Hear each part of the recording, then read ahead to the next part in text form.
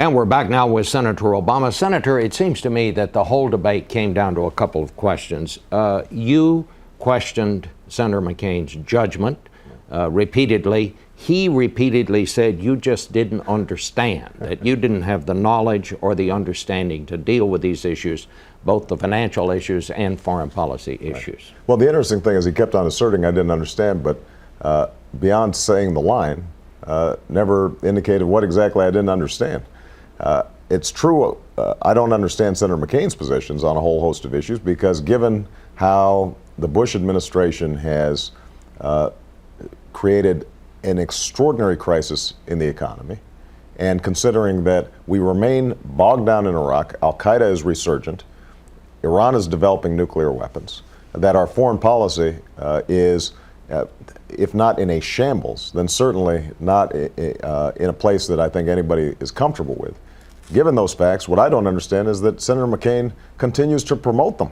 There was not one instance where Senator McCain could support his assertions with some indication that, in fact, he had some secret understanding of what the Bush administration was doing that made sense. In fact, he essentially is defending a status quo that is not working for the American people. Some Democrats said that they thought he was being condescending to you. Did you take it in that way? Well, I think it was a debating trick, which is to essentially just keep on asserting that because of my vast years in Washington, somehow I'm better qualified to be president. And one of the points that I've made consistently in this campaign is that if the length of tenure in Washington is a measure of your wisdom, then people should vote for somebody else. But I think the American people understand that the conventional wisdom in Washington, which John McCain has followed for the last 8 years, is exactly what needs to be changed. One of the most heated points in the debate came when we were talking, or you all were talking about whether or not you would sit down with America's enemies, and under what conditions. Would you, and under what conditions would you talk to, say, somebody like President Ahmadinejad of Iran? Well, what I've said repeatedly is that as President of the United States, I would reserve the right to meet with anybody at a time and place of my choosing if I thought it would advance our national interests and make us safer. That should be uncontroversial. I mean, Nixon met with Mao. Kennedy met with Khrushchev. Reagan met with Gorbachev. So we have a tradition of recognizing that diplomacy, even with our enemies, can be an important tool of American power, not the only tool. So what I've said is that with respect to Iran, for example, I think for us to initiate direct diplomacy, not beginning with the presidential level, but initiating diplomacy, opening up a dialogue, and then being very clear and firm with Iran. We do not accept your threats against Israel, our ally. We do not accept your development of a nuclear weapon or your funding of Hezbollah, Hamas, and other terrorist organizations.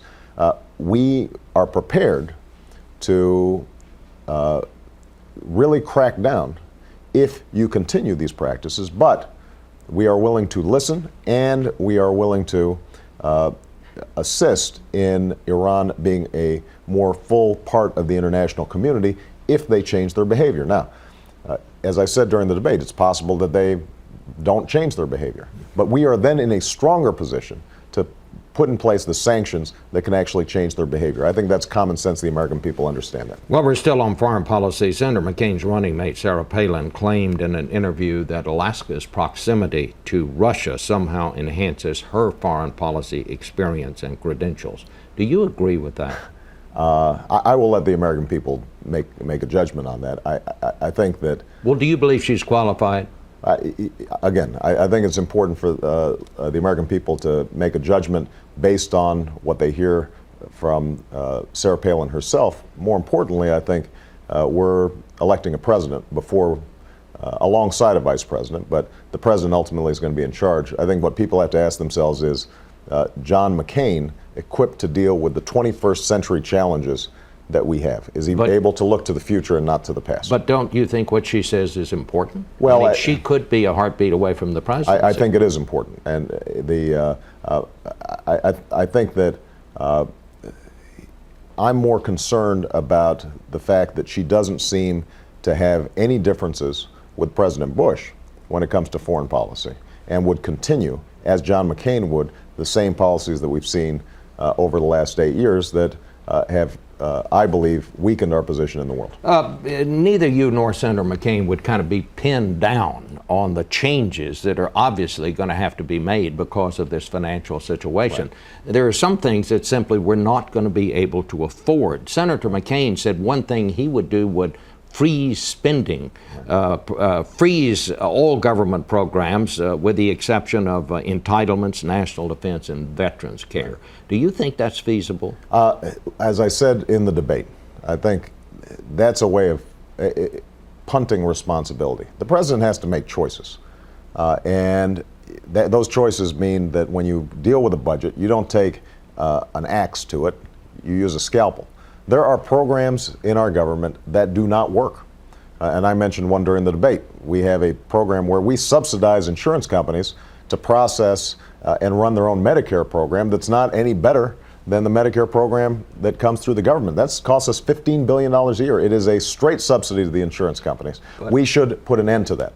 Now, what Jim Lehrer asked me about was, are there proposals or plans that I've made during the course of this campaign that I would have to alter as a consequence of this financial crisis? And what I said is we don't know yet what the budget's going to look like, so it's hard to gauge the magnitude of the shifts.